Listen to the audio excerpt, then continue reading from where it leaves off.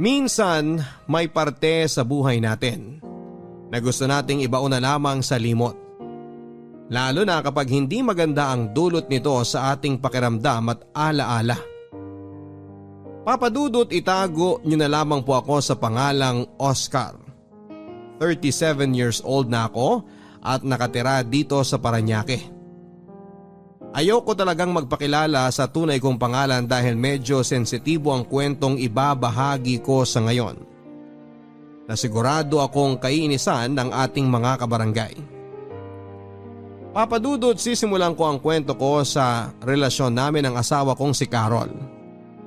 Nagkakilala kami sa isang mall kung saan ay nagtatrabaho ako bilang isang sales promodizer at siya naman ay napadaan para bumili ng school supplies na gagamitin niya para sa kanyang trabaho. Isa kasi siyang teacher, Papa Dudut. At nagkataon pa na pinsan siya ng isang katrabaho ko na naging tulay para magkakilala kaming dalawa. Pakiramdam ko nga noon ay na love at first sight ako sa kanya. Kaya humingi ako ng tulong sa katrabaho ko na ilakad ako kay Carol. Binigay niya ang cellphone number ni Carol sa akin at ng unang beses na tinawagan ko siya at nagpakilala ako na si Oscar na katrabaho ng pinsan niya ay hindi niya naman ako sinungitan. Nagkakwentuhan kami at nagkasundo na muling magkita hanggang sa maging close na nga kaming dalawa at tuluyan nang nagkaroon ng relasyon. Papa Dudut, 3 taon na kaming magkarelasyon ni Carol nang mag-apply ako ng trabaho sa abroad. Ayaw sana ni Carol dahil natatakot siya na baka hindi na siya balikan o kaya ay magkaroon ako ng ibang babae doon. Kaya para patunayan na mahal ko talaga siya at mapanatag na rin ang loob niya ay pinakasalan ko na siya, Papa Dudut. Nasa tamang edad naman kami at hindi natutol ang aming mga magulang. Kaya nagpakasal na kami at tumira muna kami sa isang apartment habang naghihintay ng alis ko. Natanggap din kasi ako kaagad sa ina-applyan ko na agency. At may kalahating taon pa kaming nagsama bilang mag-asawa ni Carol bago ako tuluyang umalis papunta ng Middle East para magtrabaho bilang isang sales merchandiser. Papa Dudut, mahirap at malungkot talaga ang magtrabaho sa abroad. Lalo na at malayo ako sa mga mahal ko sa buhay. Tapos wala pang 1 taong kaming nagsasama bilang mag-asawa ni Carol. Pero nagpakatatag ako dahil gusto ko talaga na mabigyan ng maayos na buhay ang asawa ko. Wala namang kaming naging problema ni Carol pagdating sa relasyon namin dahil consistent ang communication namin sa isa't isa. Kaya nang dumire-diretso ang renewal ng kontrata ko sa abroad, ay hindi na nga namin namalayan na halos 10 taon na pala akong nagtatrabaho sa Middle East. Doon na ako nag-decide na umuwi ng Pilipinas dahil may sapat na rin naman kaming ipon ng asawa ko. Gusto ko na rin kasi na magsimula kami ni Carol na bumuo ng totoong pamilya.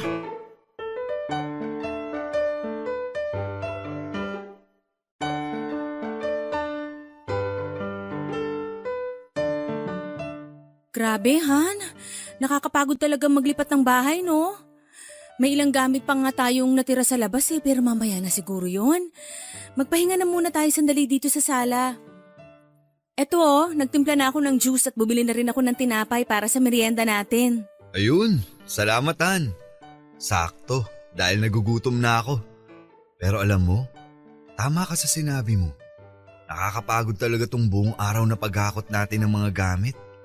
Kung pwede lang talaga na yung dating bahay na lang natin mismo ang ilipat natin dito sa bago nating titiran. Para hindi na tayo magakot ng gamit.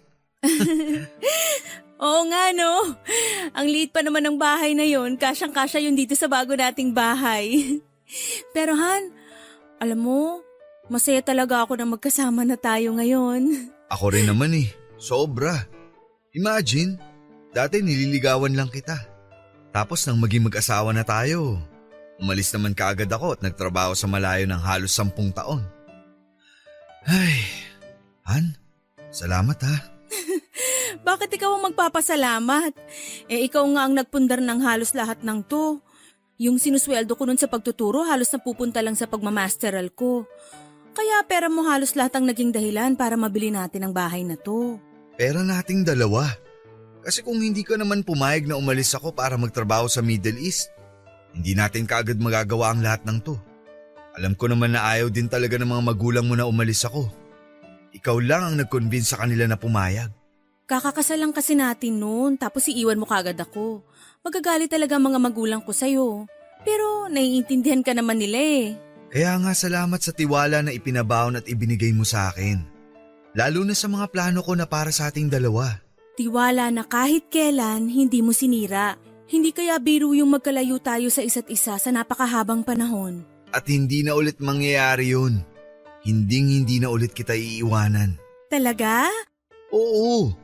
Hindi na ako babalik sa Middle East. Sigurado ka? Pero anong gagawin mo dito sa Pilipinas?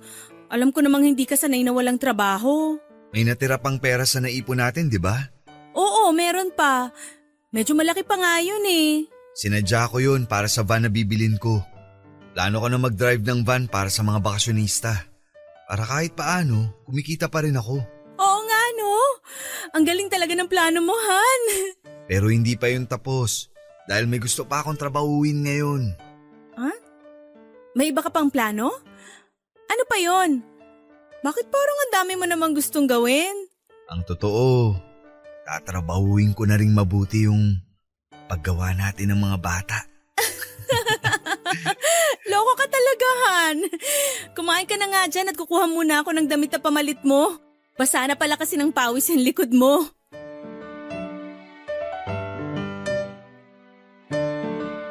Papadudot gamit nga ang naipon namin ni Carol ay nakabili kami ng isang row house na ngayon ay tinitirhan naming mag-asawa. At isang van na gagamitin ko sa trabaho. Si Carol naman ay nagpatuloy sa kanyang pagtuturo. Papadudot pakaramdam ko noon ay wala na akong mahihiling pa dahil maayos na talaga ang buhay namin ng asawa ko. Pero habang tumatagal ang pagsasama namin, ay doon ko naramdaman na parang may kulang pa. At saka ko lang na-realize na iba pa rin talaga ang bahay kapag may kasamang bata. Alam ko na mas magiging masaya kaming mag-asawa kung bibiyayaan kami ng isang anak. Pero papadudot hindi naman kami nagmamadali ni Carol. Lalo na at ngayon lamang ulit kami nagkasama bilang mag-asawa pagkatapos ng maraming taon. Isa pa ay pareho naman kaming nagpa-check up noon at ang sabi ng doktor ay walang may diferensya sa aming dalawa. Perfect timing lang daw ang kailangan at makakabuo din kami ng anak ng asawa ko. Papadudot mag-iisang taon na kami ni Carol sa tinitirhan namin nang makilala namin ang bagong lipat sa katabing bahay namin. Ang mag-live-in partner na sina Jack at Bella. Mabait din silang dalawa at nagdala pa nga ng pagkain si Bella sa bahay para makipagkilala sa amin ni Carol. Makwento si Bella at totoong maganda, papadudot. Maputi ang kutis niya, bilugan ang kanyang mga mata. Mahaba ang buhok at balingkinita ng kanyang pangangatawan. Malaki nga ang pagkakahawig niya sa napakagandang kapuso star na si Kim Domingo. At sa ilang minuto nilang pagkukwentuhan ng asawa ko, sa tapat ng bahay habang naglilinis ako ng sasakyan, ay narinig ko na magtatatlong taon na silang magkarelasyon ni Jack at nangungupahan lang sila sa katabing bahay namin. Isa daw medical representative si Jack at siya naman ay kakaresign lamang sa trabaho bilang dental assistant. At bago nga siya umalis ng bahay namin, papadudot, ay nginitian niya ako. Ngiti na hindi ko alam kung bakit pero may kakaibang dating sa akin. Papadudot, hindi lang yon ang unang beses na pumunta siya sa bahay. Dahil nga sa makwento talaga si Bella, ay unti-unti na nga silang naging close ng asawa ko.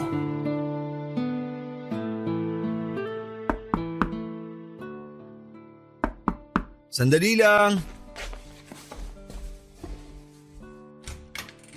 Good morning. Oh, Bella!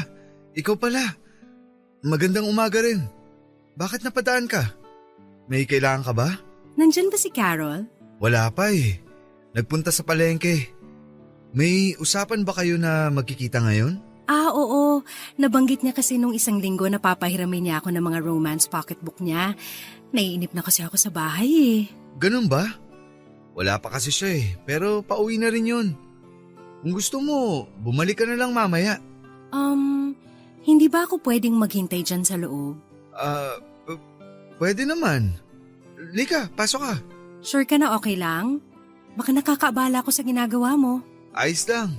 Kakatapos ko lang ding ayusin yung lababo namin. Pasok ka na. Dito mo na hintayin si Carol. Salamat. Grabe! Ang dami niyo palang gamit dito. Tsaka ang ganda ng sahig ng bahay niyo. Si Carol kasi ang pumili ng tiles para sa sahig. Kaya yan, ang ganda, di ba?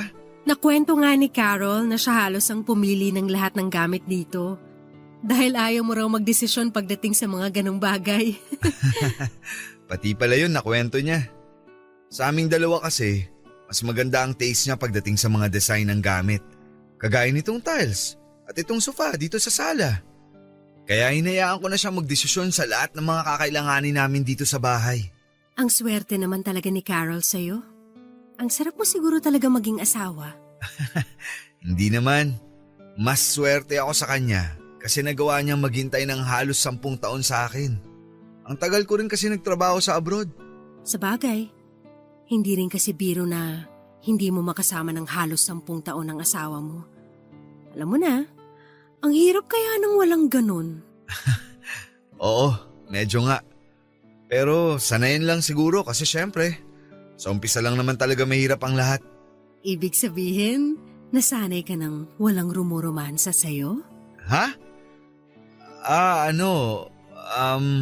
Oh my gosh, sorry. Na-awkward ka ba sa mga tanong ko? Medyo na-curious lang talaga ako sa mga kinuwento ni Carol sa akin tungkol sa LDR ninyong dalawa. Hindi, ayos lang. Gusto mo ng juice? Pagtitimpla na lang muna kita. Buka muna dito. Pauwi na yun si Carol, kaya hintayin mo na lang siya dito. Papadudot, sa totoo lang ay medyo nagulat at nasiwa ako sa mga naging tanong ni Bella. Napapaisip tuloy ako noon kung ano pa ba ang ibang kinuwento ni Carol sa kanya tungkol sa relasyon naming dalawa habang magkalayo kami. Nakwento kaya ni Carol na minsan sa sobrang pagkasabik namin sa isa't isa habang nasa abroad ako ay nagawa naming magpalitan ng malalaswang mensahe at larawan. Na minsan ay magkatawagan kaming dalawa at nagvi-video sex at kung ano-ano pang bagay na ginagawa ng mga mag-asawang nasa LDR na sitwasyon. Hindi ko rin tuloy maiwasang isipin na kaya siguro ganon na mga tingin at ngiti sa akin ni Bella ay dahil sa mga nalalaman niya tungkol sa amin ng asawa ko. Pero sa kabilang banda, Papadudot, ay naisip ko rin na hindi naman siguro yun gagawin ng asawa ko dahil hindi siya makwento tungkol sa mga ganong bagay. Kaya nga hindi ko alam kung bakit yun ang naisip ko na pwede nilang maging topic na pagkukwentuhan ni Bella. Dahil pwede naman nilang pag-usapan ang tungkol sa mga halaman ni Bella o kaya ay mga pocketbook ni Carol. At hindi ang tungkol sa mga malalaswang bagay na yon. Papadudot, nang makauwi na si Carol mula sa pamamalengke at maabutan niya si Bella sa bahay, ay hindi rin kaagad umalis si Bella kahit nakuha na niya ang mga pocketbook na kailangan niya. Pinagstay pa kasi siya ni Carol at sinabing sumabay na sa amin sa tanghalian. Hindi ko tuloy alam kung maaasiwa ba ako o mai-excite. Ang nakakatawa, Papadudot, ay natanong ko ang sarili ko kung bakit naman ako mai-excite kung makakasabay namin si Bella sa tanghalian. Oo, maganda siya at sobrang sexy ng katawan. Pero ayokong gumawa ng mga bagay na pwedeng ikasira ng relasyon namin ni Carol. Kaya pinangako ko sa sarili ko na hindi ko i-entertain kung anuman itong nagsisimula kong maramdaman sa tuwing makikita ko si Bella. Papadudot, siguro ay masyado lang talagang malikot ang imagination ko. Kaya naiisip ko na parang inaakit ako ni Bella. Magkaiba naman kasi ang nang-aakit sa nakikipagkaibigan. Narealize ko na kaya madalas pumupunta si Bella sa bahay para makipagkwentuhan kay Carol ay dahil naiinip siya sa kanila. Kumbaga ay sabik lang siya sa kausap o kakwentuhan. At dahil sadyang mabait ang misis ko ay mabilis silang nagkapalagayan ng loob at nagkasundo. Kay Carol ko nalaman na madalas palang wala sa bahay si Jack kaya wala rin kasama si Bella. Kinuwento rin ni Carol na masaya talagang kausap si Bella. Madalas nga ay nagdadala pa siya ng pagkain sa bahay dahil mahilig daw siyang magluto. Kapag kasi na-assign sa malayong ospital si Jack, ay ilang araw din itong hindi nakakauwi. Kaya kesa raw masayang ang mga pagkain ni Bella sa ref, ay iluluto na lang daw nila yon at ipinamimigay sa kung sino ang pwede nilang pagbigyan. Papadudot pagkalipas ng ilang buwan ay mas naging close sina Carol at si Bella. Kahit paano ay natutuwa na rin ako kasi may nakakausap na rin si Carol bukod sa akin.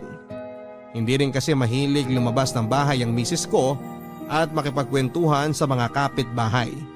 Mabuti na lang at may isang Bella kami na kapitbahay na dumadayo sa amin para magtanggal din ng inip niya. At least alam ko na hindi nauubos ang oras ni Carol sa stress sa trabaho. Kaya habang tumatagal, nagiging kampante na rin ang loob ko kay Bella.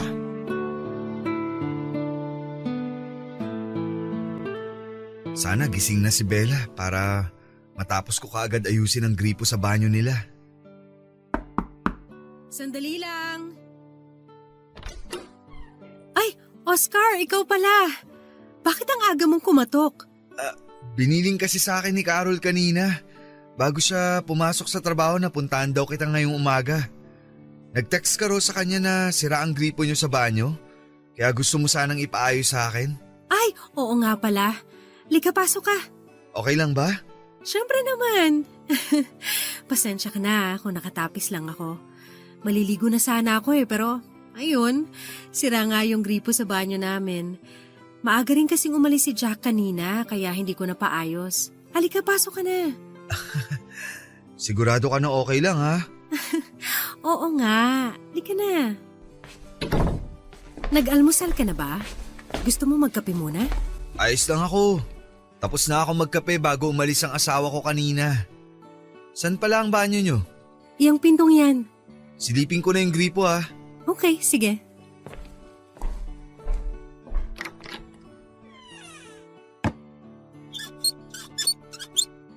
Wala ngang lumalabas na tubig. Pero mukha namang walang naputol. Baka may bumara lang.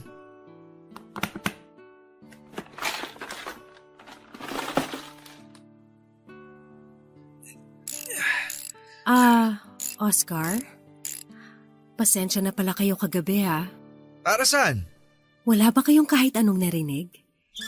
Kagabi lang kasi ulit nakauwi dito si Jack. Kaya ayun, medyo maingay kami sa pag-aharutan namin. Wala naman kaming narinig ni Carol. Ganun ba? Mabuti naman. Akala ko narinig ninyo yung mga ingay namin ni Jack kagabi. Ayos lang. Normal lang naman yun sa mag-asawa. Ibig sabihin, gusto mo rin ng maingay? Hindi. Ang ibig ko sabihin, Joke lang. Si Jack kasi madalas wala talagang pakialam sa mga kapitbahay namin. Ayos lang sa kanya kahit naririnig o nakikita ng ibang tao ang mga ginagawa namin. Ang weird, no? May ganung tao talaga. O yan, ayos na tong gripo nyo. Ayan! Makakaligo na rin ako. Salamat, Oscar. Oo nga pala, kainin mo na muna tong brownies na ginawa ko kanina. Dapat almusal to ni Jack kaya lang ang aga niyang umalis. Hindi na. Alis na rin ako para makaligo ka na. Okay lang yun. Pwede naman akong maligo habang kumakain ka dito. Pakisara mo na lang ang pinto kapag lalabas ka na. O sige, papasok na ako dito sa banyo.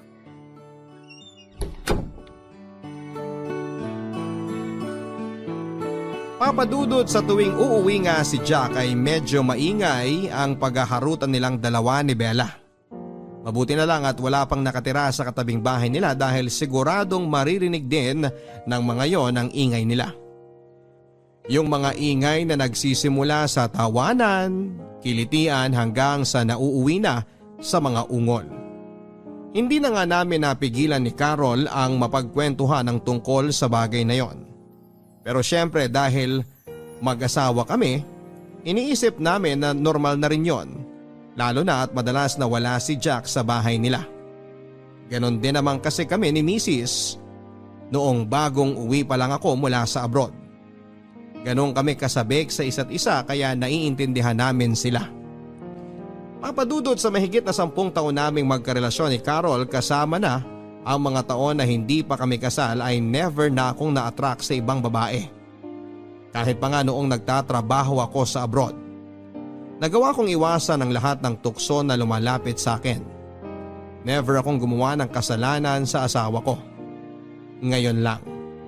Ngayon lang talaga ako nagsisimulang ma-attract sa ibang babae, Papadudot. Hindi ko alam pero ang lakas talaga ng dating sa akin ni Bella. Minsan nga kapag naririnig ko ang paghaharutan nila ni Jack, hindi ko mapigilan ang sarili ko na ma-imagine kung anong itsura ni Bella habang ginagawa nila ang bagay na yon. Anong itsura niya kapag ako naman ang kasama niya. Papadudot, alam kong nagsisimula na akong magkaroon ng kasalanan.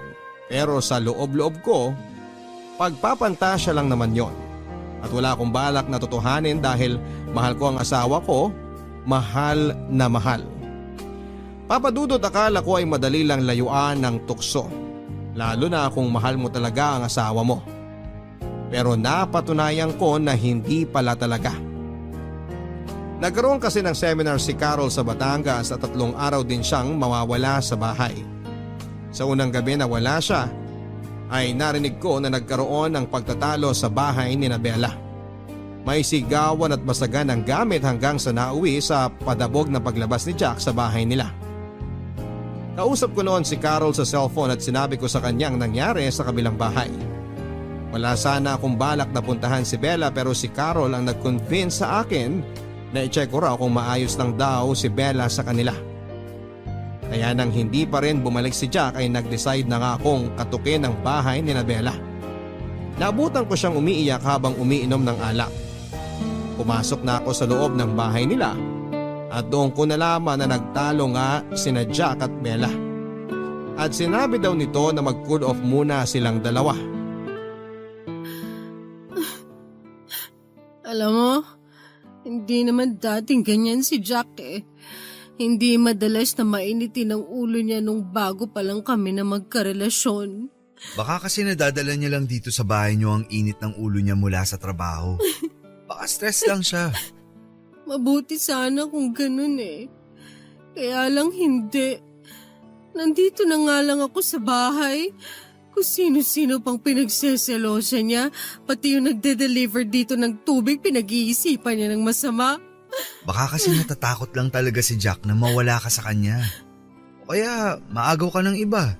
Kaya nga ako pumayag na magsama na kami sa iisang bahay para matigil na yung pag-iisip niya ng kung ano-ano. Binitawan ko na nga ang trabaho ko para sa kanya tapos ayaw pa rin niyang huminto sa pagsiselos niya. May lalaki talagang seloso. Lalo na kung napakaganda ng girlfriend nila. Talaga? Nagagandahan ka sa akin? Oo. Oo naman. Sino ba naman ang hindi magagandahan sa'yo? Ikaw yata ang lasing na sa ating dalawa eh. Hindi no.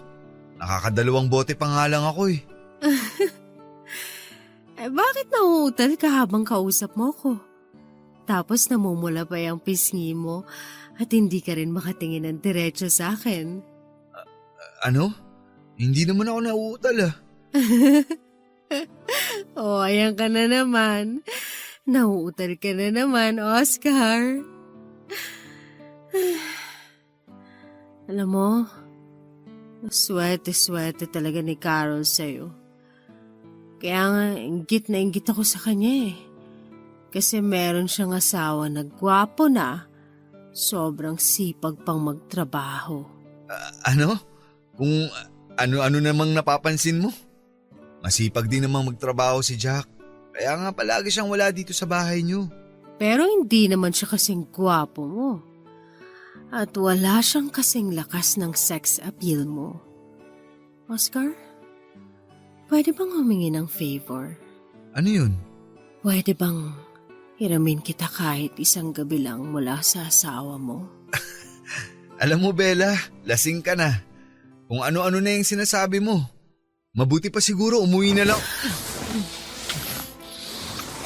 Bella, bakit mo ako inalikan? Oscar, isang gabi lang oh. Pagbigyan mo na ako. Sa totoo lang, matagal na kasi kitang gusto. Huwag kang mag-alala. Sigurado kung hindi uuwi si Jack, kaya solong-solo natin ang bahay na to. Bella, wag! Alam mo namang may asawa na ako, di ba? Wala naman siya dyan sa bahay niyo eh. Tigilan mo na nga ang paghalik sa akin. Teka, wag mo ko hawakan dyan. Ano ka ba? Oscar, ngayong gabi lang, promise. Pero Bella... Hinding-hindi malalaman ng asawa mo o kahit na sino mangyayari sa ating dalawa. At sisiguraduhin ko rin na hinding-hindi mo makakalimutan ang gabi na to.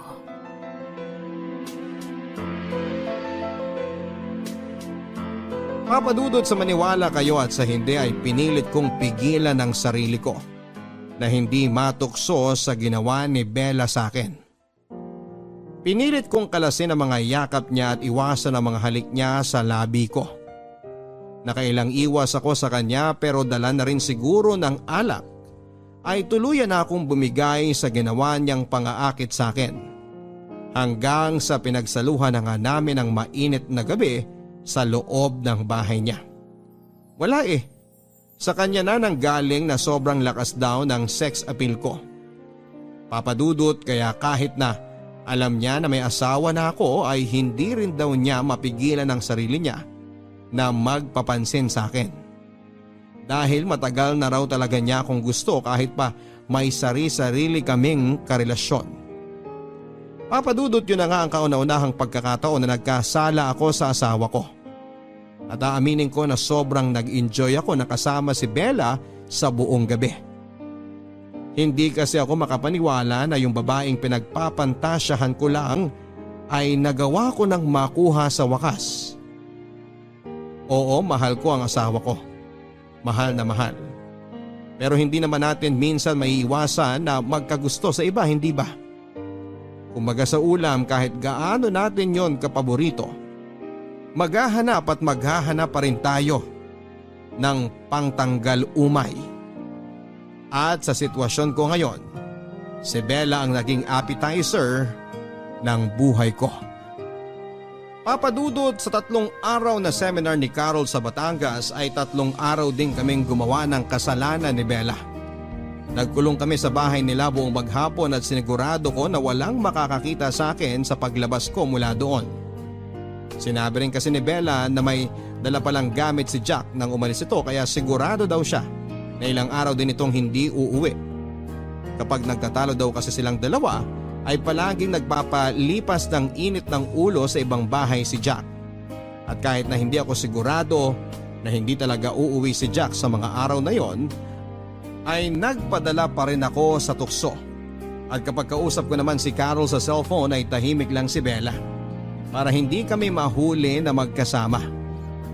Kaya in-enjoy ko ang bawat araw na magkasalo kami sa kama ni Bella hanggang sa pareho ng nanlambot ang aming mga katawan sa pagod. Papadudot, nang makabalik na si Carol mula sa seminar ay doon ako sobrang inatake ng pagkakonsensya.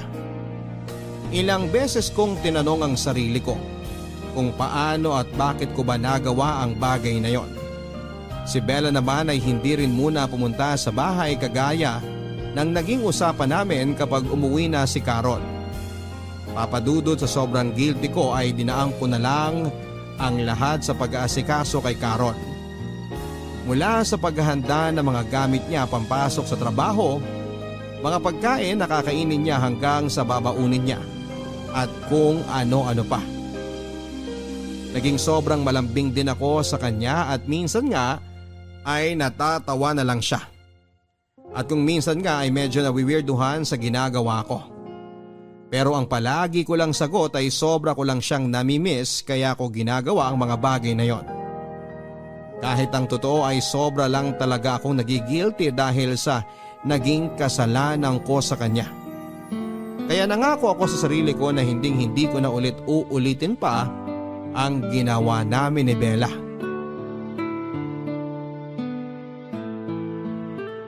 Han, eto yung baon mo para sa lunch mamaya. Baka makalimutan mo na naman to kagaya kahapon. Ay, salamat, Han. Hindi ko pala nalagay yan sa bag ko. Sabi ko na parang may kulang sa gamit ko eh. Nagiging makakalimutin na talaga ako. Teka, wala ka bang biyahe ngayon? Wala eh. Hindi mo na ako tumanggap ng biyahe buong linggo. Oh, bakit? Masama ba ang pakiramdam mo? May sakit ka ba? Han, okay lang ako at wala akong sakit. Gusto ko lang na dito muna ako sa bahay. Para maasikaso kita bago ka umalis at pagka-uwi mo galing trabaho. Ang sweet naman ng asawa ko.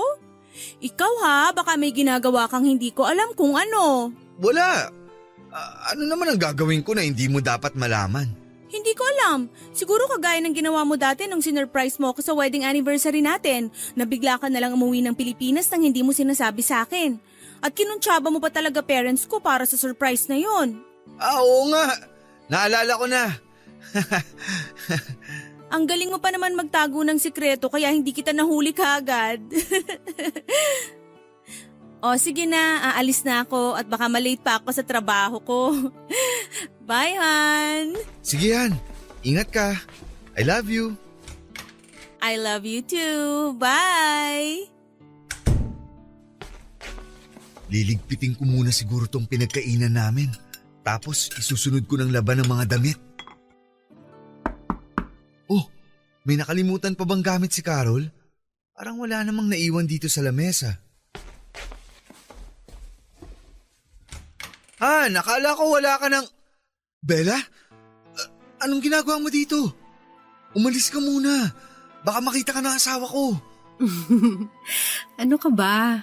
Umalis na yung asawa mo, di ba? Kaya nga nandito na ako eh. Teka, huwag ka munang pumasok. Baka kasi bumalik siya at makita ka niya dito sa loob ng bahay. Nakaalis na nga siya. Nakasalubong ko pa nga siya kanina eh. Nagkabatian pa kami bago siya sumakay ng tricycle. Kaya alam ko na solong-solo na kita ngayon. Namiss kita. Bella, huwag kasi muna ngayon. Baka bumalik ang asawa ko. Ang kulit naman ito. Sinabi ko na nga na hindi na babalik yun. Kaya nga nila ko na tong pinto ng bahay niyo eh. Kaya halika, ituloy na natin to. Mag-enjoy na tayo habang wala ang asawa mo.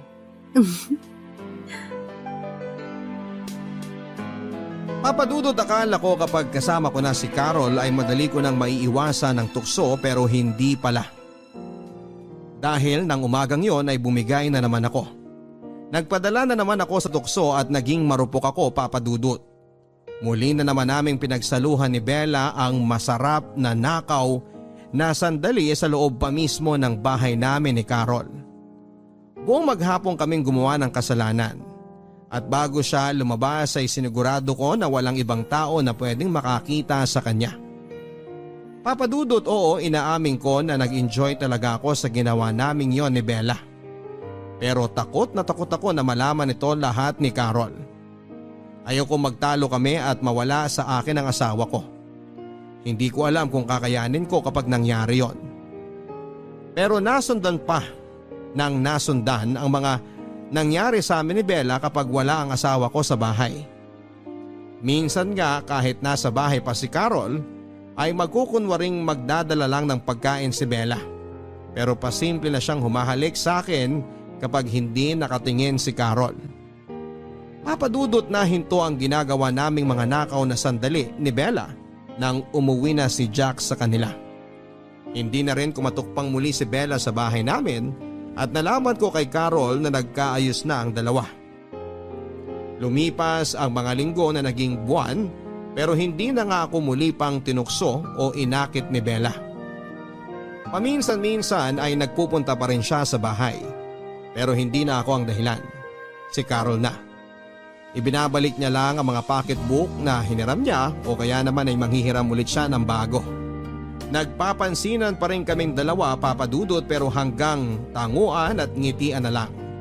Mas okay na yon kesa mamroblema pa ako. Oo, namimiss ko mga nakaw na sandali naming dalawa.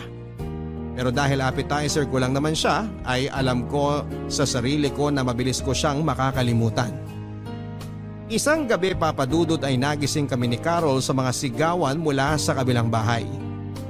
Mga sigawan ni Bella at Jack, kasunod ay ang ingay ng pagkasira ng mga gamit na para bang hinahagis. May 10 minuto lang yon na nangyari bago muling tumahimik ang kabilang bahay. Kagaya ng dati ay ayoko na sanang pumunta doon at makialam, pero si Carol ang nag-convince sa akin na i-check ko raw ang kapitbahay namin.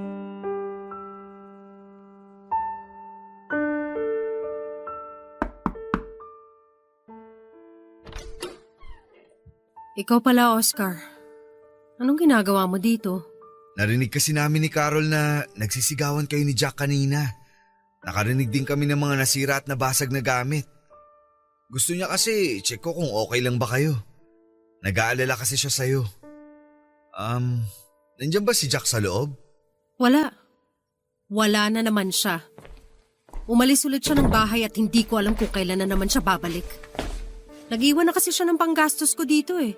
Kaya sigurado ko na ilang araw na naman siyang mawawala. Pero bakit kayo nagsisigawan kanina? Ayoko na sanang pumunta dito kasi alam ko na away niyong mag-partner yan. Pero kinulit kasi ako ni Carol na tingnan ko kung ayos ka lang ba. Ang bait talaga ng asawa mo, Oscar. Pero gusto mo talaga malaman ang dahilan? Kung ayaw mong sabihin, okay lang. Kasi ayoko rin naman na… Buntis ako. Ha? Anong sabi mo? Alam ko na malinaw mong narinig ang sinabi ko, Oscar. Kaya hindi ko na kailangang ulitin pa. Pero hindi naman ako yung di ba? Ano bang ibig mong sabihin na ano? Linawin mo nga. Yung alam mo na. Hindi ko malalaman kung hindi mo didiretsuhin. Hindi naman ako ang tatay ng dinadala mo, di ba? Sa totoo lang hindi ko alam eh. Hindi ko pa alam sa ngayon. Yun ba ang pinag-awayan niyo ni Jack kanina? Alam niya na ba yung tungkol sa nangyari sa atin? Hindi. Wala akong sinabi na kahit na ano sa kanya tungkol sa atin. Ayoko kasi na mas lalong guluhin ang sitwasyon. Pero nang sabihin ko pa lang sa kanya na buntis ako, naggalit kaagad siya. Sumigaw at halos magwala. Ito nga oh. Marami kaming gamit na nasira. Gusto niya kasi na ipalaglag ko ang bata pero hindi ako pumayag. Ano? Bakit niya naman gustong gawin yun?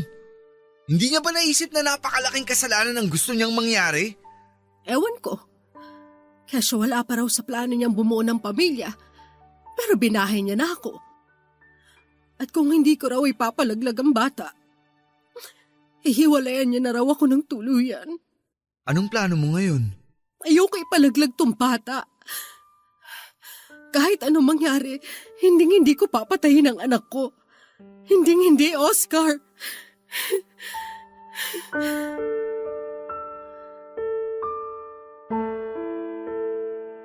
Papa Dudut, pagkatapos naming mag-usap ni Bella ay naging sobrang magulo rin ang isipan ko. Pero syempre hindi ko yon pinakita sa asawa ko. Nang tanungin niya ako kung ano raw ba ang nangyari sa bahay ni Bella, ay sinabi ko sa kanya na away mag-asawa lang ang dahilan ng kanilang mga sigawan.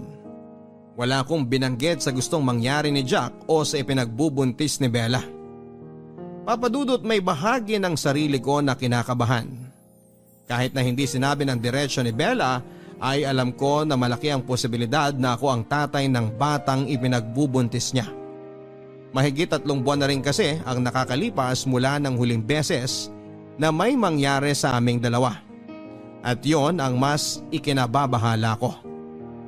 Ngayon pa lang, Papa Dudut, ay hindi ko na alam kung ano ba ang dapat kong gawin kung sakaling magkatotoo ang hinala ko. Paano nga kung nabuntis ko si Bella? Dapat ko bang ipaalam sa asawa ko? Pero anong magiging plano ni Bella kapag napatunayan niya na ako ang tatay ng baby niya? Ipapaako niya kaya sa akin ang bata? Handa naman ako sa responsibilidad, Papa Dudut, pero hindi ako handa na iwanan ang asawa ko kapag nagkataon. Ayokong mawala sa akin si Carol. Kaya Papa Dudut, hindi ko pa man nakukumpirma ang katotohanan. Natatakot na ako kaagad na kamuhian ako ng asawa ko. Papa Dudut, ilang araw pa ang lumipas pero hindi ko napansin na umuwi si Jack sa bahay nila. Si Bella naman ay hindi na rin pumupunta sa bahay namin kahit para makipagkwentuhan lang kay Carol. Hindi ko tuloy maiwasan ang mag-alala sa kanya dahil palaging sarado ang bahay nila. Ayoko naman na ako ang kumatok doon para kumustahin siya dahil pilit ko na ngang inilalayo ang sarili ko mula sa kanya.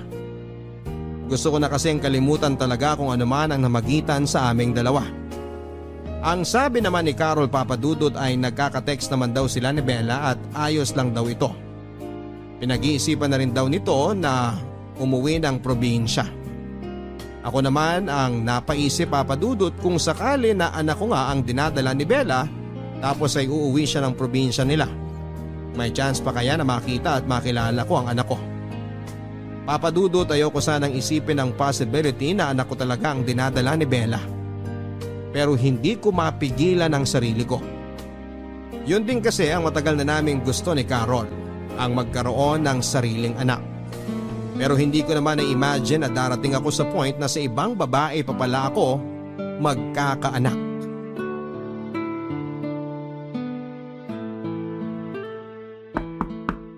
Han, patingin naman kung sino yung kumakatok. Tinatapos ko lang tong niluluto ko. Sige yan, ako nang bahala. Oh, Bella, kumusta ka? Teka, bakit may dala ka mga gamit mo? Magpapaalam lang sana ako sa inyo ni Carol. Uuwi na kasi ako ng probinsya namin. Nandyan ba siya? Oh, Bella, ikaw pala yan. Ngayon na ba ang alis mo? Kala ko sa susunod na linggo pa. Oo eh. Baka kasi maubos ko pa yung huling pera na iniwan sa akin ni Jack.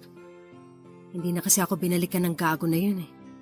Kaya sinoli ko na rin yung susi sa may-ari ng bahay namin. Nag-iwan na rin ako ng pera sa kanila para ipahakot ang mga gamit na natitira doon. Hay nako, sira talaga ulo nung lalaking yun. Sandali lang ha, kukunin ko lang yung mga pocketbook na sinabi kong ibibigay ko sa'yo. Sige, maghihintay ako dito. Salamat. Bella, anong plano mo ngayon? Ayun na nga. Uuwi muna ako sa probinsya namin. Nalaman na rin kasi ng nanay ko na buntis ako eh. At sila ang nag-convince sa akin na umuwi na lang muna dahil alam nga nila na hindi ako gustong panagutan ni Jack. Pero sigurado ka ba na si Jack talaga ang tatay ng dinadala mo? Importante pa ba yun? Oo, dahil kung sakali man ako ang tatay, handa ako na makakuha ng responsibilidad eh. Oscar, mabait si Carol. At ayoko na maging dahilan para pati kayo magkagulo. Ayoko masira ang relasyon ninyong dalawa. Ang ibig mong sabihin, ako nga ang tatay ng dinadala mo? Oo. Dahil nalaman ko na magtatatlong buwan na pala akong buntis. At alam nating dalawa na ikaw ang huling lalaking nakasama ko bago ang 3 buwan na yon. Gusto mo bang pag-usapan muna natin to bago ka umalis? Hindi na. Okay na ako. Kagaya ng sabi ko, Oscar, mabait ang asawa mo. At ayokong guluhin ang relasyon ninyong dalawa. Huwag kang mag-alala. Ito na yung huling beses na magkikita tayo. Kagaya ng pangako ko sa'yo noon, walang sino mang makakaalam na mga naging nakaw na sandali nating dalawa.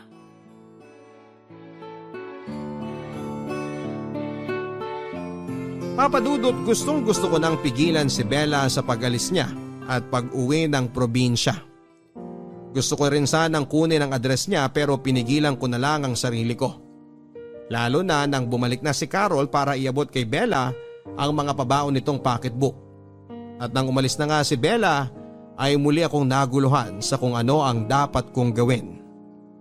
Dapat ko na nga bang talagang kalimutan si Bella at ang magiging anak ko sa kanya? O dapat ko nang panagutan ang naging bunga ng nakaw na sandali naming dalawa? Pero paano naman si Carol? Ayokong magalit sa akin ang asawa ko. Ayokong mawala siya sa akin. At sigurado ako na hindi niya ako mapapatawad kapag nalaman niya ang katotohanan. Papadudot kahit gulo pa rin ang isip ko at nararamdaman ko ay hindi ko yon pinahalata kay Carol. Siguro tama lang ang naging desisyon ni Bella na paglayo mula sa amin. Para na rin sa ikakatahimik naming lahat. Lalo na ng relasyon namin ni Carol. Kaya muli kong pinangako sa sarili ko na yun na ang huling beses na iisipin ko si Bella. At gagawin ko ang lahat para makabawi sa asawa ko.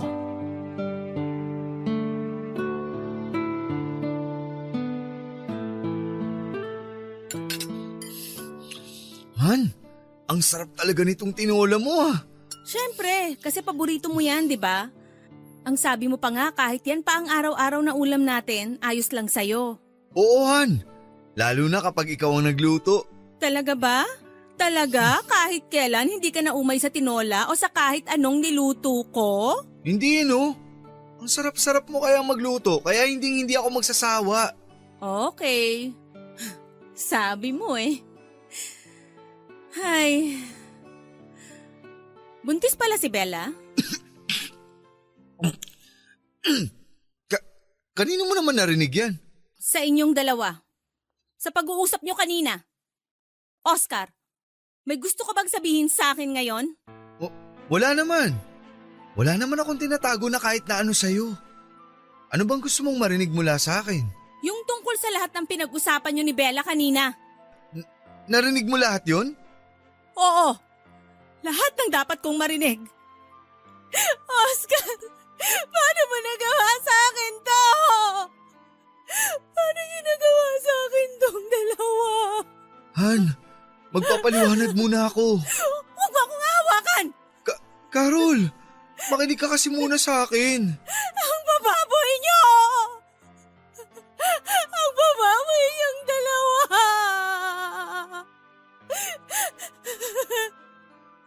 Alam mo, mabuti na nga lang at napigilan ko ang sarili ko kanina habang kausap ko si Bella.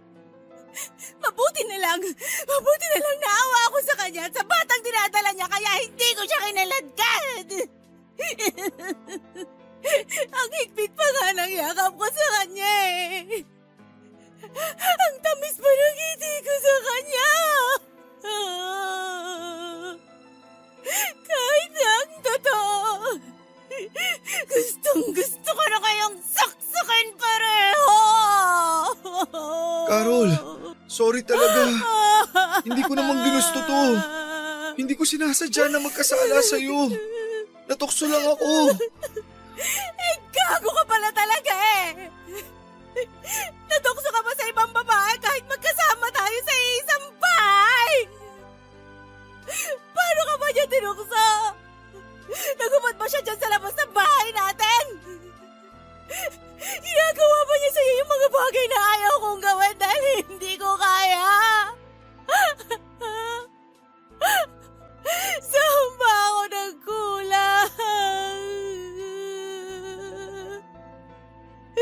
Sabihin mo!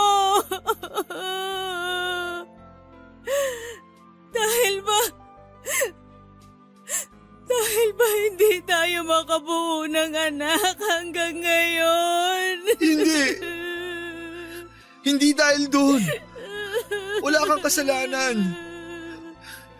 Wala kang naging kahit na anong pagkukulang. Naging mahina lang talaga ako. Siguro hindi lang ito ang unang beses na ginawa mo to, no? Aminin mo nga sa akin. Nakailang babae ka sa abroad. Kailan ka nagsimulang magloko? Carol, ano ba yung iniisip mo? Iningatan ko ang tiwala na pinabaon mo sa akin nung umalis ako ng Pilipinas hanggang sa makabalik ako. Ngayon lang talaga ako nagkamali. Please, patawarin mo ako. Pinagsisisihan ko na ang lahat. Alin sa lahat ang pinagsisisihan mo, Oscar? Yung niloko mo ako? O yung nagkaanak ka sa ibang babae? Alam mo, sa tuwing iniisip ko na si Bella pa talaga yung naging babae mo, hindi ko mapigilang isipin na kung ilang beses niyo ba ginawa ang bagay na yon. Kung saang parte ba ng bahay na to niyo ginawa yung kababuyan yung dalawa. Inaamin ko naman na nagkamali talaga ako. At gagawin ko ang lahat para mapatawad mo lang ako. Carol, please. Ayusin natin to. Bigyan mo pa ako kahit isang pagkakataon na lang. Para saan pa? Para lokohin mo ako uli? Carol. Para magkaanak ka uli sa ibang babae? Hindi! Hindi kita mapapatawad kahit kailan, Oscar! Kaya tapusin na natin lahat ngayong gabi at aalis na rin ako sa bahay na to. Dahil hindi ko na kaya magstay pa na matagal sa lugar na to na sobrang binaboy niyong dalawa ni Bella! Papa Dudut, hindi ko alam kung paanong paliwanag at pagmamakaawa pa ang gagawin ko kay Carol para lamang patawarin niya ako. Narinig niya pala ang naging pag-uusap namin ni Bella tungkol sa pagkumpirma nito na ako nga ang tatay ng dinadala nitong baby. Ni hindi ko man lang nahalata ang biglang pagbabago ng mood ni Carol nang umalis na si Bella at ang buong akala ko ay nalulungkot lamang siya. Yun pala ay may kinikimkim na siyang sakit dahil sa nalaman niya. Papa Dudut, sobra ako nagsisisi dahil sa kasalanang nagawa ko sa asawa ko. Hindi ko lubos maisip kung bakit ba ako nagpadala sa tukso. Bakit hinayaan ko na maging marupok ang sarili ko? Kahit alam ko na mahal ako ng asawa ko, sa umpisa pa lang ay dapat ay hindi ko na in-entertain pa ang kung anumang pagnanasang nararamdaman ko kay Bella noon. Dapat mas inayos ko na lang ang sarili ko at ang relasyon namin ni Carol. Para hindi na lumalim pa ang kung anumang nararamdaman ko para kay Bella. At kung hindi rin ako kaagad natalo ng tukso, siguro ay nagawa ko pa sanang layuan si Bella at iwasan ang nakaw na sandaling inoffer niya sa akin. Dearest friend, I received your letter just this morning. The news of your journey saddened me, but I understand why you had to leave. Magandang tanghali po sa inyo at sa kapwa ko kabarangay. Tawagin niyo na lamang po ako sa pangalang Albert.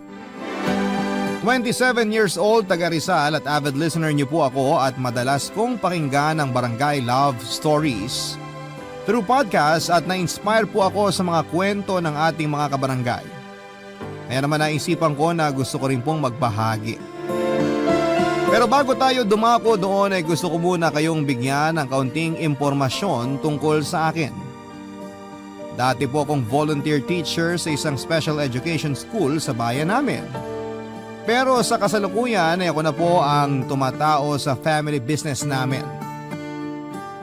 Papa Dudut, hindi ko na po idedetalye ang tungkol sa pamilyang kinalakhan ko dahil ang gusto ko pong ikwento ay kung paano ako napunta sa sitwasyong hindi ko na alam kung paano alisan. Tawagin niyo na po akong makasalanan. Pero dad, at mahilig ako noon sa ganung babae. Kaya agad ako nagtapat ng feelings sa kanya. Kaso hanggang sa pagkakaibigan lang ang tingin niya sa akin. Umaasa pa rin ako na magbabago ang nararamdaman niya at magugustuhan ako pero hindi na yon nangyari hanggang sa graduate na kami sa college. Nalaman ko na lamang sa kaibigan niyang si Heidi na nag-asawa na siya at may anak na sila.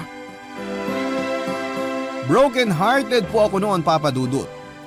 Kahit na hindi naging kami, masakit sa akin ang katotohanang hindi na siya magiging akin.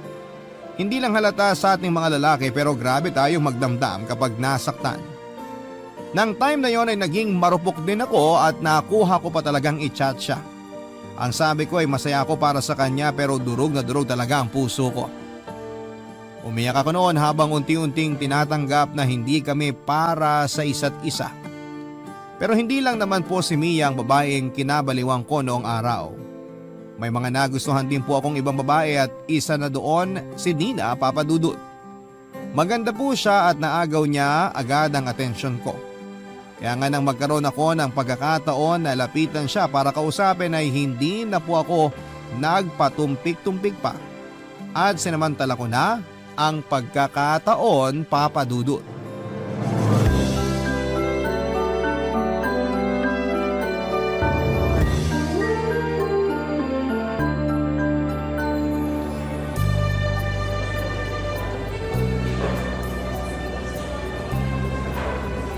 Hi, miss. Pwede ba kitang tabihan?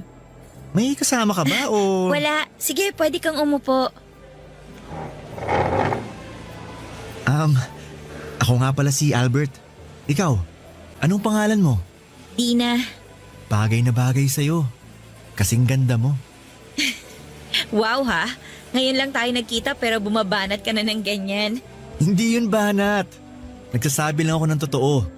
Maganda ka talaga. At kahit sinong lalaki sa paligid mo, mapapalingon talaga sa'yo. Sandali. May boyfriend ka na ba? Mamaya may lumapit dito tapos suntukin na lang ako bigla ah. Sira. Walang lalapit kasi wala akong boyfriend. Sa ganda mong yan, maniwala ako sa'yo. Kung ayaw mong maniwala, di wag mo. Ikaw ba? Baka may jowa ka na ha? Alam mo, sakto kasi wala akong girlfriend. Seryoso? Wala ka bang nililigawan o kahit crush man lang? Meron akong niligawan pero binasted lang ako eh. Saklap naman. Oo, hindi na yata ako magkaka-girlfriend. Ewan ko ba? Ginawa ko naman lahat. Huwag kang magsalita ng ganyan. Baka hindi lang talaga kayo para sa isa't isa. Alam mo, may nabasa ako. Sabi doon, kapag hindi kayo nagkatuluyan ng taong gusto mo, ibig sabihin may ibang nakalaan para sa'yo. Kaya dapat hindi ka manghinayang. Feeling ko, nakita ko na yung tao na gusto ko. At katabi ko na siya ngayon, Dina. Dahan-dahan lang. Bigla-bigla ka kasi nagsasabi ng kung ano-ano dyan eh. Wala akong sinasabing kung ano-ano. Totoo yun. Alam mo, ilang araw na rin akong tsumitsyempo kung paano ka makakausap ng tayong dalawa lang. Swerte ko ngayong araw na solo kita. Hanga rin ako sa'yo kasi ang tapang mo. Yung ibang lalaki dyan, malamang natorpe na. Sila yun. Ibahin mo ako. Kapag may nagugustuhan akong babae, hindi ko na pinatatagal. Sinasabi ko na kaagad. Kung ganon, gusto mo ko. Seryoso ka talaga dyan? Walang halong keme yan ha? Tung mukhang to, nagbibiro. Pero maniwala ka. Gusto talaga kita. Hindi kita pipiliting magustuhan ako pero sana bigyan mo ako ng chance na makilala natin ang isa't isa. Sabi mo, single ka. Single rin ako.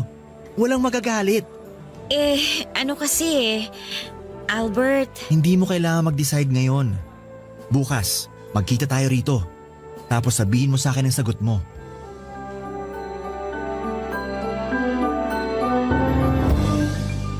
Kinabukasan ay nagkita po ulit kami ni Dina at napapayag ko siya na ligawan.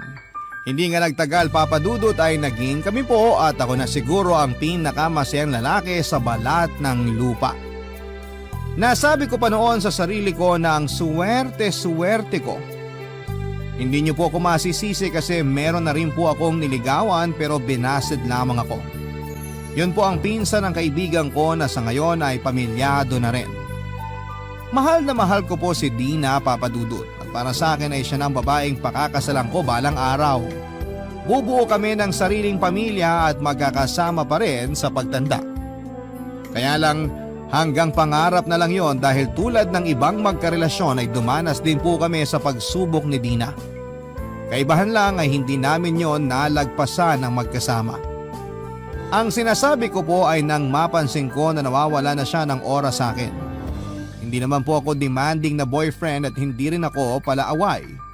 Kaya ang unang ginawa ko noon ay plinano kong kausapin siya ng masinsinan sakaling meron na ngang problema sa relasyon namin na hindi ko alam, Papa Dudut.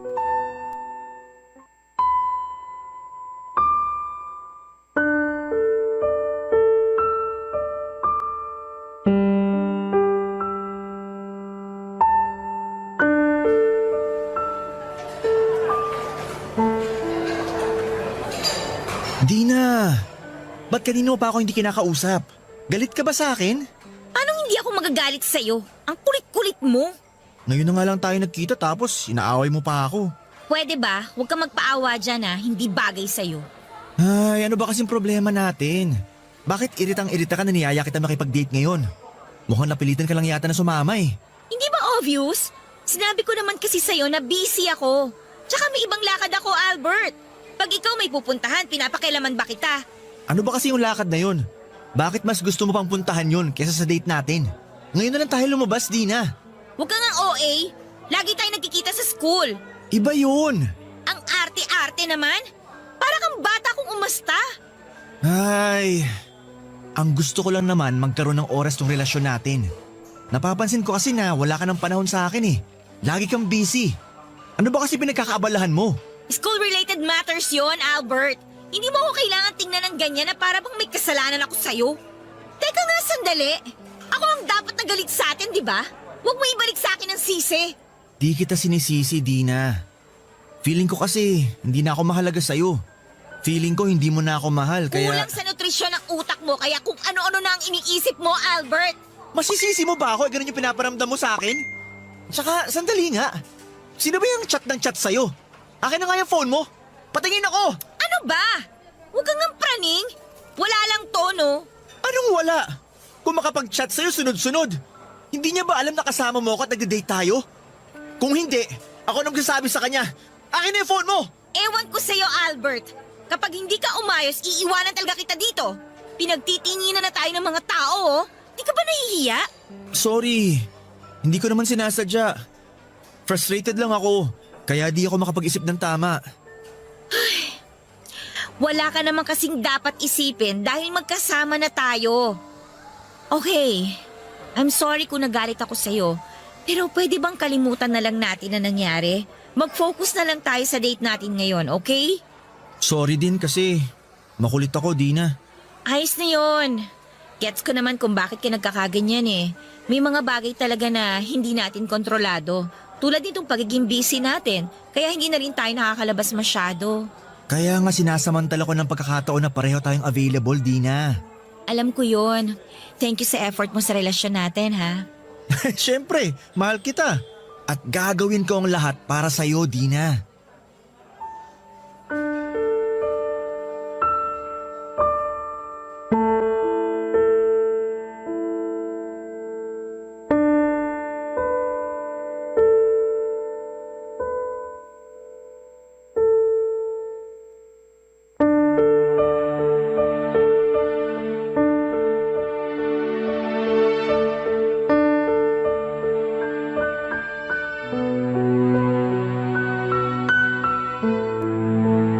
Papadudot, hindi po ako kumbinsido sa sinasabi ni Dina na hindi tungkol sa ibang bagay ang dahilan kung bakit lagi siyang busy pero wala akong nagawa noon dahil ayaw kong mauwi sa matinding pagtatalo ang usapan namin, Papadudot.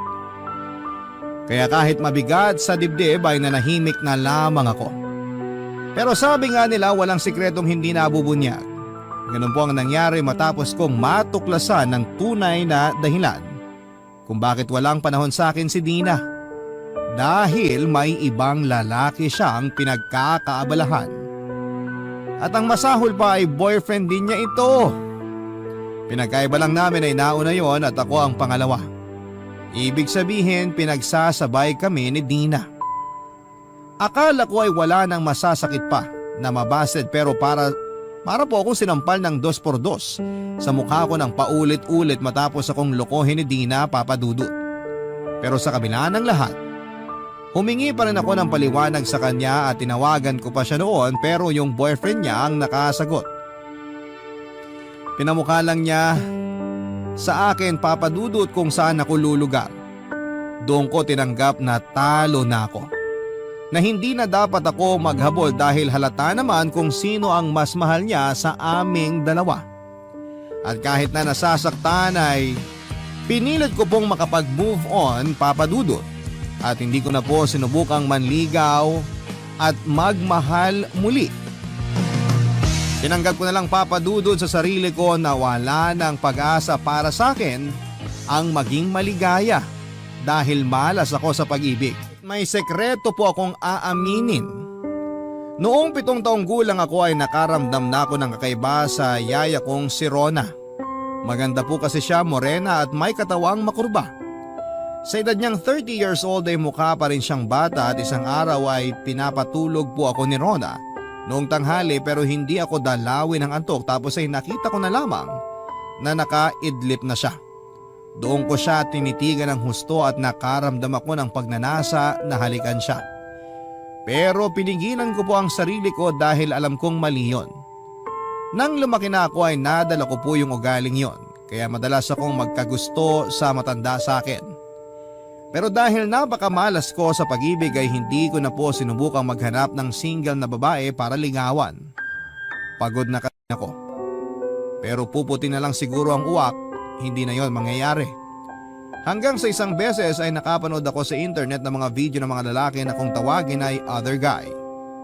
Sila po yung kumakabit sa may mga asawa o karelasyon na. Karamihan sa kanila intensyonal ang pakikiapid. At mukha naman silang masaya kaya naisip ko na bakit hindi ko subukan yon. Hindi nga nagtagal ay nakilala ko si Rochelle via Facebook. Sobrang ganda po niya, Papa Dudut. Para siyang si Marian Rivera. Pagkatapos ko siyang i-add ay nag-message na po ako sa kanya at nakipag-video call ako, Papa Dudut.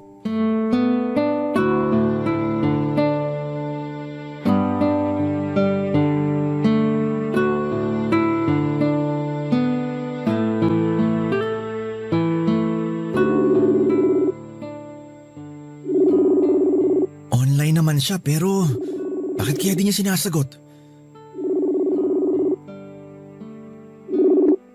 Yun! Sinagot din! Hi Rochelle! Grabe! Parang araw-araw lalo kang gumaganda. Hi Albert! Nakita kong nililike mo yung mga pictures ko at ang dami mo ring chat sa akin. Oo. Sorry kasi gusto lang talaga kitang makausap. Busy ka ba? Naka-istorbo ba ako? Hindi naman. Wala akong masyadong ginagawa kaya nasagot ko ang tawag mo. Mabuti kong ganon. Sensya ka na ha. Gusto ko lang makipagkaibigan sa'yo. Huwag kang mag-alala. Hindi ako manggaghancho. Tingnan mo, nakikipag-video call nga ako sa'yo para malaman mo na hindi rin ako poser o scammer. Gandang-ganda talaga ako sa'yo eh. Kaya gusto kitang makilala. Kung ayos lang naman, syempre. Ano kasi, Albert? May asawa at anak na ako. Alam ko yun kasi nakikita ko rin ang mga picture nyo. Pero chinat mo pa rin ako at kinukulit? Oo. Nabighani mo kasi ako, Rochelle. Sana bigyan mo ako ng chance na makilala ka. Wala namang kaso kahit pamilyado ka na eh. Hindi naman nila malalaman. Kaso Albert… Nararamdaman ko gusto mo rin ako. Kasi kung hindi, sana binilak mo na ako. Wala naman akong dahilan para hindi ka magustuhan. Mukha ka namang mabait. Tapos magaling ka ring magpatawa. Kapag binabasa ko ang mga banat at jokes mo, napapangiti ako at natatawa. Nawawala yung stress at pagod ko. Pero ang lalo kong hinangaan sa'yo, yung pagiging matyaga mo. Kasi kahit madalas hindi ko agad nasisi ng mga chat mo at nasasagot ang tawag mo, hindi ka pa rin sumusuko. At kahit alam mong may asawa na ako, gusto mo pa rin ako. Ganito talaga ako kapag prosigidong mapansin ng isang tao. Pero wala ka bang girlfriend dyan para pagkaabalahan mo pa ako? Paano kung sabihin kong wala? Maniniwala ka ba? Talaga lang ah. Baka mamaya meron na tapos gusto mo lang mag-cheat sa kanya. Uy, loyalista ako no? Kung meron man, hindi ko yung gagawin. Kaso wala nga. Okay, sige. Naniniwala na ako. Kaso nag-aalangan pa rin ako sa gusto mong mangyari eh. Kahit na magkalayo tayo, may asawa pa rin ako, Albert. Paano kung mahuli niya tayo? Hindi yun mangyayari dahil mag-iingat tayo, Rochelle. Sige na, pumayag ka nang makipag-LDR sa akin. Hindi naman ako demanding na boyfriend. Maiintindihan ko kung mas marami man ang oras na igugugol mo sa mag-ama mo. Ewan ko. Hindi pa rin ako sigurado.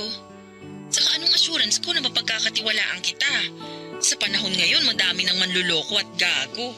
Kaya nga kikilalanin muna natin ang isa't isa. Pangako, magbabago rin ang tingin mo sa akin dahil hindi ako susuko na patunayan sa'yo kung gaano kita kagusto. Siyempre, alam ko po na meron na siyang asawa at mga anak. Kaya nga hindi na ako nagulat matapos niyang ipamukha sa akin na taken and not available na siya. Pero wala po akong pakialam, Papa Dudut. Ang goal ko noon ay makikabit sa may asawa o may karelasyon tulad ng mga napapanood ko. Kaya imbes na ma-discourage ay na-challenge pa ako na magpapansin kay Rochelle. Kaya pagkatapos naming mag-video call ay inisto ko muli ang mga pictures niya at lalo ko lang siyang pinagpantasyahan, Papa Dudut. Sa sobrang ganda niya at sexy ay mapagkakamala na wala pa siyang anak.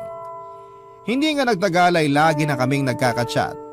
Doon ko na sinamantala ang pagkakataon na dumamoves sa kanya at sinabi ko rin na gabi-gabi ko siyang iniisip. Mabuti na lang at hindi siya natakot sa akin at in-entertain pa rin niya ako dahil mas malambing pa ako kesa sa asawa niya. Lalo ko lang din siyang kinulit na makipag-LDR sa akin, Papa Dudut. Nung una ay hesitant pa talaga siya pero inassure ko na dahil malayo naman kami sa isa't isa, taga Mindanao kasi siya ay walang magiging komplikasyon ng relasyon namin. Hindi nga nagtagal ay naging kami rin ni Rochelle, Papa Dudut. At sa bawat araw na lumilipas, lalo lang po akong naging masaya sa relasyon namin kahit na magkalayo kami. Pero may pagkakataon na minsan ay nagiinit po ang katawang ko, Papa Dudut. Yun po yung unang beses na niyaya ko si Rochelle na gawin yung bagay na eksklusibo lamang para sa mga mag-asawa.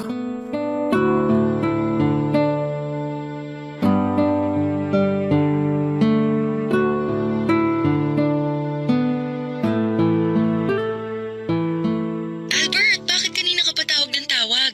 Namimiss kasi kita, Shell. Pero kasama ko ang mister ko kanina. Paano na lang kung magduda siya dahil tingin ako ng tingin sa phone ko? Hindi ka ba nakikinig? Miss na nga kita. Maghapon na kayo magkasama ng asawa mo. Ako naman ang pansinin mo. Hindi mo kailangan magalit dahil narinig ko ang sinabi mo. Saka bakit parang ang demanding mo yata ngayon? Akala ko ba ayos lang sa'yo at naiintindihan mo ang sitwasyon natin? Ipapaalala ko lang sa'yo yung sinabi mo noon, Albert, ha? Baka kasi nakakalimutan mo. Sabi mo, okay sa'yo tong setup natin. O bakit ka gumaganyan ngayon? Ay, pasensya ka na, Shell. Hindi ko lang napigilan ang sarili ko. Siguro, nagsiselos lang ako sa mister mo kasi nakakasama ka niya. Alam ko naman ang sitwasyon natin. Pero minsan naiisip ko, sana ako na lang nasa posisyon niya. Ano ba yung sinasabi mo? Bakit bigla ka nalang nagkaganyan? May nangyari ba dyan sa inyo? Wala naman. Malungkot lang ako ngayon tapos naalala kita. Kung nandyan lang ako, mamasahihin kita para nare-relax ka. Kung di mo na itatanong, magaling yatang trumabaho tong mga kamay ko. Talaga? Nako, sana talaga nandito ka, Shell. Pero, pwede mo naman akong pasayahin kahit na nandiyan ka. Ano? Naisip ko lang, since may relasyon naman tayo. Nasisiraan ka na ba, Albert? Ayoko! Bakit? Di ba napag-usapan naman natin yun? Sabi mo willing kang subukan, mapaligaya mo lang ako. Shell, please. Atin-atin lang naman to, wala makakaalam. Kasama ko ang asawa ko dito sa bahay. Ano na lang ang sasabihin nun pag nalaman niyang… basta! Eh di pumunta ka sa CR. O di kaya, hinaan mo lang boses mo. Sige na, pumayag ka na. Promise, magugustuhan mo rin pagkatapos natin. Albert naman! Please, kahit ngayon lang. Pero hindi ko alam kung paano gawin yun. Wala akong experience sa ganun. Huwag kang mag-alala. Basta sundin mo lang ipapagawa ko. Magtiwala ka sa akin. Ano, pumapayag ka na ba? O sige, pero mamaya na lang kapag tulog na ang asawa at anak ko. Salamat, Shell! O sige na, ibababa ko na muna. Hinahanap na ako ng asawa ko. Puntahan ko lang dun, baka magduda na yon. Okay, pero sa akin ka mamaya ah. Pagkatapos po namin gawin ang bagay na yon ni Rochelle ay sobrang saya po ng kalooban ko, Papa Dudut. Sa katunayan, ang sarap ng tulog ko ng gabing yon. At pakiramdam ko ay para akong sanggol na hinihele sa duyan. Alam ko na mali, marumi at makasalanan ang ginawa namin yon. Pero hindi ko na po inisip ang sasabihin ng iba dahil satisfied po ako sa nangyari sa amin. Hanggang sa ang isang beses na yon ay nasundan pa nga ng isa pang beses, Papa Dudut. Daig ko pang nasa cloud 9 dahil sa sobrang ligaya. Kahit na sa phone lang namin yon ginagawa. Kasama na rin kasi doon yung thrill na baka mahuli kami ng asawa niya. Papadudot, hindi po ako nag-aral at lumaki para maging salot sa relasyon at makasino ng pamilya. Pero habang tumatanda po ako ay nagbabago po ang tingin ko sa mundo. Siguro ay dala na rin ang pinagdaanan ko noong araw. Mga kabiguan sa pag-ibig, niloko at pinagmukhang tanga. Madalas ay tuksuhin na malapit nang lumagpas sa kalendaryo ang edad pero wala pa rin girlfriend. Kaya ako naging mapusok. Matino pa naman ako mag-isip pero madali po akong madala sa damdamin kaya ang resulta ay paulit-ulit ko pong nakikita ang sarili ko na nasa pakikiapid. Para sa akin ay wala naman itong pinagkaiba sa normal na magkarelasyon. Pero hindi lang talaga tanggap sa lipunan natin na pwede tayong magmahal ng higit pa sa isa, Papa Dudut. Kabarangay, i-share mo ang iyong barangay love stories. Sabay-sabay nating pakinggan ang iyong kwento ng pag-ibig, buhay at pag-asa. Ipadala lang sa barangaylovestories@yahoo.com. Suntok sa buwan na magkaroon ng happy ending ang relasyon namin ni Rochelle. Pero umaasa pa rin ako na siya na yung babaeng tinadhana sa akin ng langit na makakasama ko sa habang buhay. Wala po akong pakialam kahit pamilyado na siya. Kung maghihiwalay sila ng asawa niya ay sisiguraduhin kong hindi sila mapapariwara ng anak niya dahil handa akong tumayong padre di pamilya nila. Nakakatawa man pakinggan at marami sa ating mga kabarangay ang magsasabi na nahihibang na ba ako pero wala po akong kakayahang pigilan ang damdamin ko dahil nagmahal lang naman po ako, Papa Dudut. Nagpatuloy ang relasyon namin ni Rochelle pero hindi nagtagal ay nangyari ang kinakatakutan ko. Napansin ko na lamang po kasi na may kakaiba sa pakikitungo niya sa akin. Alam ko naman na may kaagaw ako sa oras niya dahil pamilyado na siyang tao. Pero iba yung kutob ko ng panahon na yon. Nawawala na po ng oras sa akin si Rochelle at hindi na kami regular na nagkaka-chat o nagvi-video call. Miss na miss ko na siya at bago pa ako masiraan ng ulo, sa kakaisip kung ano ang mali sa amin ay nakipag-video call po ako sa kanya at nag-usap kami. Doon ko po nalaman ang saloobin ni Rochelle tungkol sa relasyon namin, Papa Dudut. Dahilan para masaktan po ako ng sobra-sobra.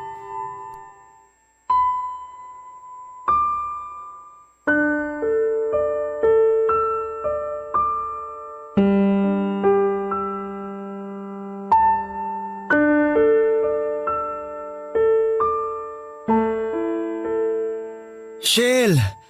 Bakit ilang araw mo nang hindi sinasagot ang call ko? Sinisin mo lang din ang mga chat ko. Albert, magkasama kami ng asawa ko. Naliligo lang siya ngayon. Wala akong pakialam. Lagi na lang kayong magkasama. Paano naman ako, Rochelle? Teka, bakit bihis na bihis ka yata? Saan ang punta mo? Aalis kami ng asawa at anak ko. Kakain kami sa labas. Magse-celebrate dahil anniversary din namin. Please lang, Albert, huwag kang manggulo. At ako pa talaga ang panggulo sa pamilya mo? Wow! Shell, baka nakakalimutan mo. May responsibilidad ka sa akin dahil boyfriend mo ako. Ano bang sinasabi mo? Baka ikaw ang nakakalimot sa ating dalawa kung ano lang at hanggang saan lang ang meron tayo. Saka huwag kang umasa na parang pagmamayari mo ko, Albert. Simulat sa pool, alam mo dapat na hindi tayo magiging seryoso dahil may pamilya na ako. Konting panahon lang naman ang hiling ko sa'yo. Konting atensyon. Mahirap bang ibigay yun? Hindi ko naman nakakalimutan kung saan ang lugar ko sa buhay mo, Shell. Pero sana isipin mo rin na mararamdaman ko. Ewan ko sa'yo, Albert. Kalalaki mong tao pero ang drama-drama mo. Naaalibadbaran ako. Saka huwag kang nga magpaawa dyan na akala mo aping-api ka. Hindi mo kasi naiintindihan ang pinanggagalingan ko kaya mo nasasabi yan. Sawang-sawa na akong intindihin ka kasi masahol ka pa sa 5 years old. Hindi ka naman bata. Nasa tamang edad ka na. Hindi ka ba napapagod sa setup nating to, Albert? Kasi kung ako ang tatanungin mo, pagod na ako. Anong sinasabi mo? Ayoko na. Tigilan na natin to, please lang. Ang laki-laki na ng kasalanan ko sa mag-ama ko simula nang pumayag akong maging tayo. Natukso ko, oo. Pero gusto ko ng magbagong buhay. Gusto ko ng itamang pagkakamali ko, Albert. Nakikipaghiwalay ka sa akin, ganun ba? Oo. Huwag mo na akong kukontakin dahil ayokong malaman ng asawa ko na may iba akong kinakausap na lalaki. Ayokong maghinala siya at ayokong masira ang pamilya namin. Hindi naman sila naghihinala kaya bakit kailangan mong tapusin ang meron tayo? Mahal kita, Rochelle! I'm sorry pero buo na ang desisyon ko. Kung mahal mo talaga ako, igagalang mo ang gusto kong mangyari. Sorry talaga, Albert. Huwag mo naman gawin sa akin to. Nagmamakaawa ako. Magtitiis ako. Hindi na ako magagalit kapag hindi mo ako kagad kinakausap. Huwag mo na ako iwanan. Parang awa mo na. Sorry talaga pero tapusin na natin ang lahat. Sige na, kailangan ko na mag-ayos ng sarili dahil baka maghinala pa ang asawa ko. Bye! Shell! Shell! Please! Huwag mo naman gawin sa akin to. Minahal kita ng gusto. Umasa ako! May posibilidad naman talaga na maghiwalay kami at piliin niya ang pamilya niya kesa sa akin. Pero hindi ko naihanda ang sarili ko na magiging ganon lang kadali kay Rochelle na itapon ang lahat ng meron kami. At hindi ko rin kasi akalain na mahuhulog ako sa kanya ng husto. Bagay na pinagsisihan ko, Papa Dudut. Hindi po yun ang unang beses na nasaktan ako pero yung pakiramdam ay para bang bago sa akin. Kumbaga sa islang bagong huli ay sariwa at nanunuot yung kirot ng patalim na nakatarak sa puso ko dahil sa pakikipagkalasakin ni Rochelle. Hindi ko siya sinisisi kung mas piliin niya ang pamilya niya. Sinulang ba ako sa buhay niya, hindi ba? Kaya nga kahit masakit, kahit mahirap lunukin ay nagparaya ako, Papa Dudut.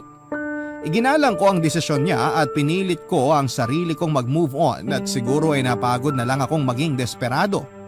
Kaya naman pinakawalan ko na lang siya at inayaang maging masaya kahit na ako ay nagdudusa. Awang-awa po ako sa sarili ko, Papa Dudut, pero wala naman akong magawa para pigilan yung sakit. Naitatanong ko noon sa Diyos na parusa ko ba na habang buhay maging miserable sa pag-ibig dahil makasalanan akong tao. Kung oo, walang saysay din na magbago ako dahil paulit-ulit lang akong kakarmahin. Kaya nga imbis na tumigil ay pinagpatuloy ko po ang pag-move on kay Rochelle sa pamamagitan ng paghahanap ng bagong karelasyon na may iba ring karelasyon. Bukod sa akin, may isang tao pa po akong pinagkatiwalaan at nakaalam ng sikreto ko. Yon ay si Josie na kaibigan ko, Papa Dudut. Nagpapasalamat ako sa Diyos dahil kahit paano ay may tao siyang ibinigay sa akin para makausap ko at mapagkatiwalaan ang mga ginagawa ko. Ikinuwento ko sa kanyang nangyari sa amin ni Rochelle at kung gaano ako nasaktan ng husto. Alam din niya na imbis na matuto, pinagpatuloy ko pa ang pagiging third party sa iba. Pinayuhan pa ako ni Diyos na tigilan ko na ang ginagawa ko dahil masasaktan at mapapahamak lamang ako sa bandang dulo, Papa Dudut.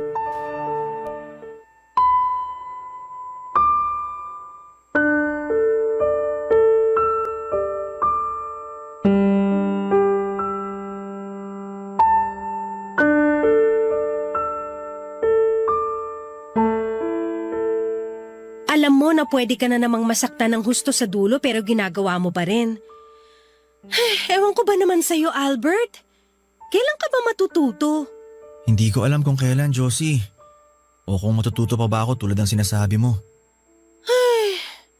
Kung malalaman lang ng ibang tao tong pinaggagawa mo, sigurado madidisappoint sila sa'yo. Aware ka na masama makipagrelasyon sa taken na pero ginagawa mo pa rin. Hindi ka ba nakukonsensya dahil nakakasira ka ng pagsasama? Bakit ako makukonsensya? Yung mga babaeng pumapayag na makipagrelasyon sa akin. Bakit? Sila ba na konsensya habang iniiputin nila mga boyfriend nila? Hindi ganun ang punto ko. Oo, nakakainis yun at unfair sa mga karelasyon nila na tapat at mahal na mahal sila. Pero hindi lang sila ang may kasalanan. Kasama ka rin. Naikukwento mo sa akin kung paano mo sila i-pursue. Kaya napapapayag mo silang makipagrelasyon sa'yo. Sa'yo pa lang may mali na talaga kasi ba't kailangan mong gawin yun? Hindi ka ba pwedeng humanap ng single o walang sabi tapos yun ang ligawan mo? Ginawa ko na yun dati pero nasaktan lang ako. At sa pagiging third party mo, hindi ka ba nasasaktan? Sa nangyari pa lang sa inyo ni Rochelle, mukhang mas malala pa yung pagiging broken-hearted mo kaysa nung niloko ka at naghiwalay kayo ni Dina. Kailan ka ba matututo? Manloko ka o manloko ka, pareho ka pa rin masasaktan sa dulo. Ay, anong gusto mong gawin ko? Sige nga. Kahit pala saan ako lumugar, wala rin. Masasaktan din ako, Josie. Pakiramdam ko tuloy para akong patapong basura. O kaya parang bola na pinagpapasapasahan. Gusto ko lang naman magmahal at mahalin.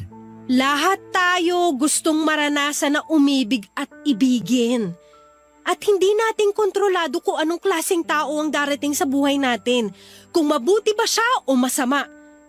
Pero kahit nagaano pa kapangit ang maging karanasan natin sa pag-ibig, wag natin tong i-apply sa sarili natin. Kung niloko ka, wag ka maging instrumento para makapanloko. Kung ginamit ka, wag mong ibalik sa ibang masamang bagay na naranasan mo. Albert, kaibigan kita. At bilang kaibigan mo, gusto kong mapabuti ka. Alam ko hindi habang buhay na sa ganitong setup ka.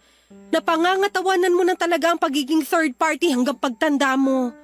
Nalulungkot ako dahil ayaw kitang mapahamak. Gusto ko maging masaya ka. Please, magbago ka na. Pagkatapos naming mag-usap ni Josie ay napag-isipan ko ng gusto ang mga sinabi niya. Na kailangan ko na talagang magbagong buhay dahil yun lang ang paraan para mapabuti ako. Aminado ako na nahihiya ako sa sarili ko dahil sa pinaggagawa ko. Pero paano nga ba tumigil sa gawain na kinasanayan ko na? Na kahit panandalian ay napapasaya ako ng pagnanasa kong ito. Kung pwede lang sanang isang araw ay gumising ako na nakapagbagong buhay na ako, mas magiging madali sa akin ang lahat. Pero dahil walang ganon sa tunay na buhay, imbis na sundin ang sinabi ni Josie na magbago na ako ay ipinagpatuloy ko pa rin ng pakikiapid ko, Papa Dudut. Sa kasalukuyan ay nasa third party setup pa rin po ako, Papa Dudut. Sinusubukan ko na wag masyadong ma-fall para hindi ako masaktan ng husto. Alam ko na kabaliwan dahil walang assurance na hindi ako mapapahamak pero ewan ko ba. Wala na po yata akong pag-asa para kumawala pa sa sitwasyong ito. O kung meron man ay malaking palaisipan sa akin kung papaano. Siguro ay pride na rin na may kasamang pagpapanggap dahil kahit alam ko na mali ay pinipilit ko pa rin na gawing tama. Sana po ay mapayuhan po ninyo ako sa aking pinagdaraanan para magbago ang pananaw ko sa pakikipagrelasyon.